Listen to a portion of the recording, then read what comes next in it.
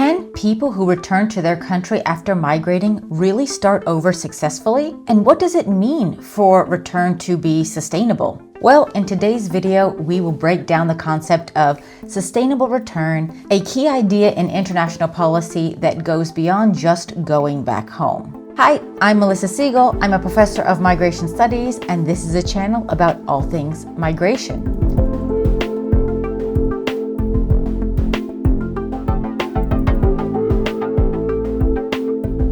So, what is sustainable return? Maybe you've heard this term before. So the concept of sustainable return has become central in migration governance, particularly within European return programs. But despite its widespread use, it remains ambiguous and contested, with no single commonly used definition serving as a universal benchmark across programs or contexts. According to the European Commission, at the global level, sustainable return refers to policies that discourage further irregular migration by ensuring that returnees are economically sufficient, socially stable in their communities, and psychologically well, factors that together reduce the likelihood of future irregular movements. In contrast with the European Union, a return is typically considered sustainable when the individual has achieved full economic and social reintegration in their home country and as a result does not migrate again. But academics take it even further. They argue that sustainable return isn't just about whether someone stays home or not, it's really about the quality of life they return to. So for example, one definition says a return is sustainable if after a year, the person's economic situation and safety are no worse than others in their home country. Another takes it a step further, saying that return is only sustainable if the person has actually reintegrated into society. So if they're part of the local economy, cultural and social life, and if they feel safe and secure. So in other words, reintegration isn't just a step in the process, it's the foundation for sustainable return.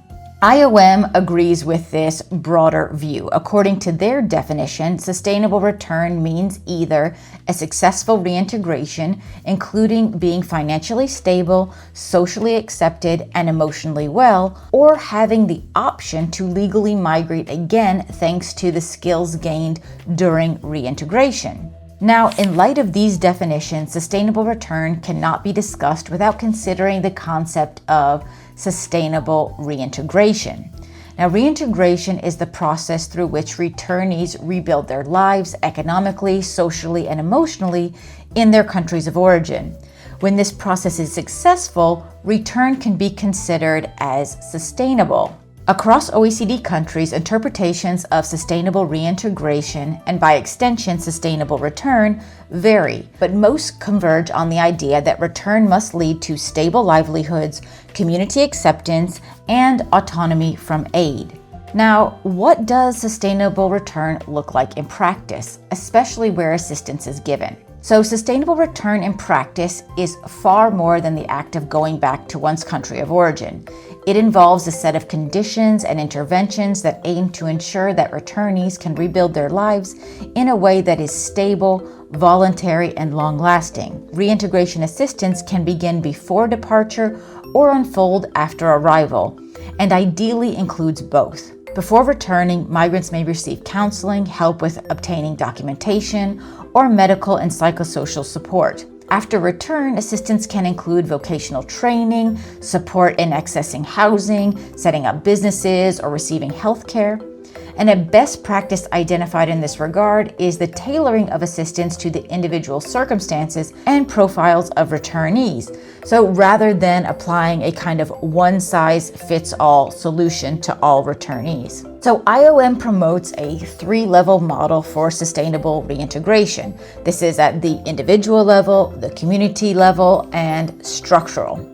So on the individual level, targeted support is provided through counseling, skills training, and income generation. At the community level, interventions focus on improving social cohesion, addressing tensions, and investing in local infrastructure that benefits both returnees and non-returnees. Structurally, though, sustainable reintegration depends on coherent policies and functioning services, including migration governance that create an enabling environment for long-term return. A truly integrated approach is only possible if all three of these levels are addressed simultaneously. So in practice, assistance can take the form of cash or in-kind support, often including business coaching or labor market orientation, housing aid, healthcare, and support with children's education. However, the type and monetary value of assistance differs significantly between countries. So here you can see some examples of in-kind assistance to reintegrate that different countries of original destination are giving for people to return. Now, what are factors influencing sustainable return? According to Kozer and Krushminder, they highlight that returnees who felt a sense of belonging before migration or who left due to perceived threat to their safety were more likely to reintegrate. They also show that experiences in their destination country, including the level of support and legal status, shape reintegration outcomes. So strong kinship networks have also been identified as essential for sustained reintegration, and the role of family and social networks is repeatedly emphasized in the literature here. But perhaps the most crucial factor is the ability to establish a stable livelihood. Even with assistance, this can be difficult, so many returnees opt for entrepreneurship support, but they lack the skills to run a business successfully, or the local environment is not conducive to starting a new business, which really highlights the importance of matching assistance to real capacities and local market conditions. In practice, sustainable return requires attention to several core areas. So economically, returnees need access to work, training, and sometimes financing. Socially, they need acceptance, housing, and sometimes family reunification. Psychosocially, many need support with trauma recovery, social stigma, and rebuilding a sense of belonging. So feelings of shame, loss, and stigma are common amongst returnees, especially when their communities perceive their return as a personal failure. So finally, a particularly important factor influencing sustainability is whether the return itself was voluntary or planned. Evidence shows that rushed or coerced returns frequently lead to unsatisfactory outcomes, especially when returnees have not had the chance to assess their own readiness or prepare for life back home.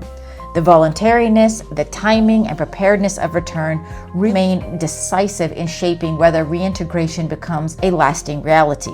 And if you want to know more about the differences between forced returns and voluntary returns and the dichotomy and the continuum that we should be looking at there, you can check out my video here. I'll link it down in the description below on the difference between forced and voluntary returns. Finally, what are some challenges to sustainable return? Achieving sustainable return is far more complex than simply ensuring someone goes back to their country of origin.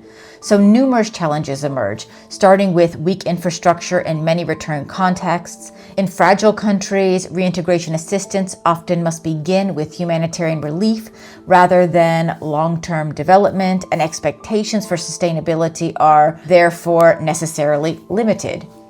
The limited scope of funding of reintegration programs further constrains their effectiveness. Reintegration support is frequently short-term, poorly tailored, and delivered within tight timelines that leave little space for proper planning. Moreover, the short time between return decisions and departure often limits what can be done before return, while budget constraints force a sort of one-size-fits-all model, which really undermines the sustainability from the start. Another critical issue is the mismatch between policy goals and lived realities of the returnees. Policy frameworks may look coherent on paper, but in practice there is often little preparation for collaboration across actors, and many programs lack local partners with necessary expertise to support sustainable reintegration. This lack of coordination becomes even more evident when return projects developed abroad have to be quickly reformulated upon arrival, as returnees often discover that their initial plans are not feasible in the local environment.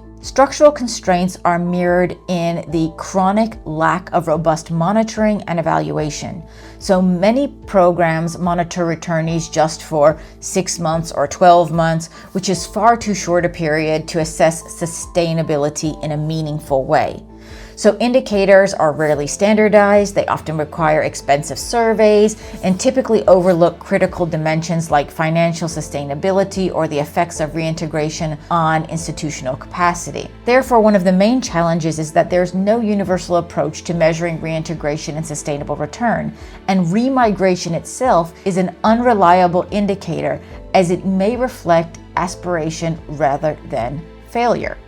Altogether, these overlapping challenges underscore that sustainable return is not guaranteed by policy intent alone. It depends on a confluence of personal, structural, and systematic conditions, and unless these are addressed in a coordinated and adequately resourced way, return may remain unsustainable both for individuals and their communities.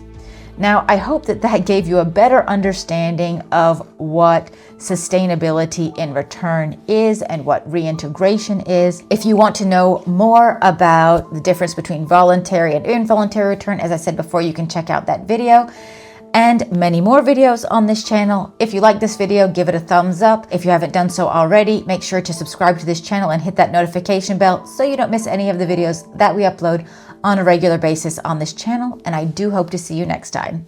Bye-bye.